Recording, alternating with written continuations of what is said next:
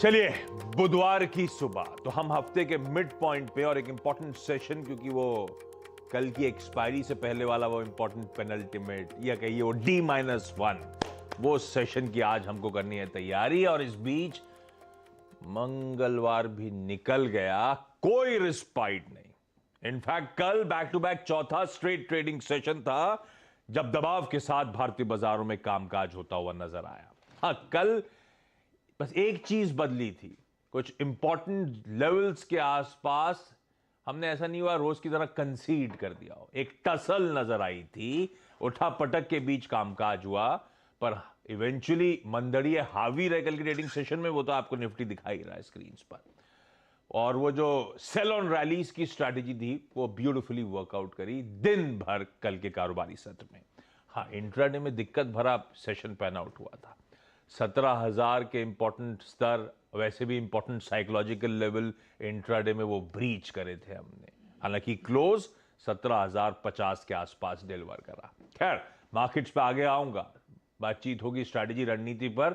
आज के लिए क्या क्या अहम, सबसे इंपॉर्टेंट, कल सब इंतजार था सबको यूएस के इन्फ्लेशन प्रिंट का, वो आ गया है सीपीआई नंबर, और उस पर हम लोग आज रिएक्ट कर रहे होंगे।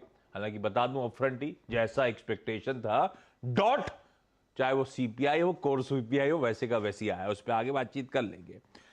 जापान की जो मॉनेटरी पॉलिसी हुई थी बड़ी इंपॉर्टेंट थी, हम लोग बार बार चर्चा कर रहे थे उसकी। हालांकि उस पॉलिसी में कुछ भी बदला नहीं था, स्टेटस को पॉलिसी थी, लास्ट पॉलिसी थी गवर्नर साहब की जाने से पहले। आज उस पॉलिसी के उस एमपीसी के मिनट्स रिलीज होंगे।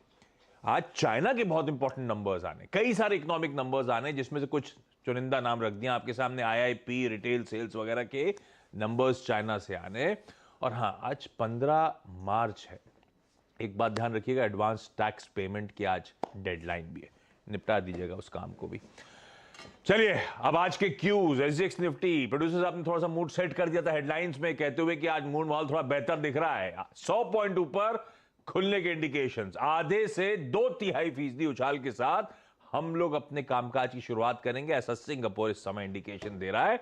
और दरअसल पूरा एशिया, और उसके बाद रखिए यूएस स्क्रीन्स पे। ये शांघाई और हैंगसेंग की दिक्कत ये है कि ये पहले चल चुके हैं, उसके बाद आज जब हम चारी चलने की बारी तो ये पस्त पड़े, तो उन दोनों को तो हटा दीजिए। बाकी एशिया बढ़िया मजबूती के साथ हरे निशान में कामकाज कर रहा है। यूएस में भी रिस्पाइट था स्क्रीन्स पे, तीनों बेंचमार्क्स वहां पे 1 से लेकर 2.25% मजबूत। हालांकि इंट्राडे ऐसा नहीं था कि दिन भर तेजी वाला मामला था। इंट्राडे डाउ का खींच कर लेकर आइएगा, ये डाउ एक समय ऑलमोस्ट 500 पॉइंट ऊपर था, फिसला, लाल निशान में गया, -14 पॉइंट, इस तरह से प्रेशर बढ़ा, फिर तो आखिरी के आधे पौन घंटे में फिर तेजी आई, और इसलिए हमने देखा इवेंचुअली जो हैंड ओवर हुआ वहां से वो पॉजिटिव नोट पे हुआ। तेजी आखिरी में जो आई वो 1% ऊपर ले गई, लेकिन वॉलेटाइल सेशन था। तो नीरज जी बगल में बैठे हैं, ये वॉलेटिलिटी के पीछे वजह क्या, वो इन्फ्लेशन प्रिंट क्या, और वो बैंक क्राइसिस को लेकर अपडेट्स क्या, बहुत कुछ है जो इनसे जानना है। ये बताएंगे ग्लोबल मूड माहौल। वीरू बताएंगे कैसे आज निफ्टी बैंक में स्ट्रैटेजाइज करना है। थोड़े बहुत सुधरते ग्लोबल समीकरण के बीच जब एसजीएक्स निफ्टी उछल रहा है, तो दरअसल हमारी आपकी स्ट्रैटेजी क्या हो। और हर्षिता बताएंगी सारे इंपॉर्टेंट स्टॉक्स से न्यूज। ये आप दोनों वाइट क्यों? मेरा ऑफ वाइट। ये बेसिक मुझे लग रहा है बुल्स और बीएस के बीच में पीस के लिए वाइट पैक कर दिया भैया, शांत हो जाओ। बहुत हो गया यार, युद्ध विराम की घोषणा हो गई। तो भाई इंडिकेशन ऐसे ही है, देखते क्या होता है।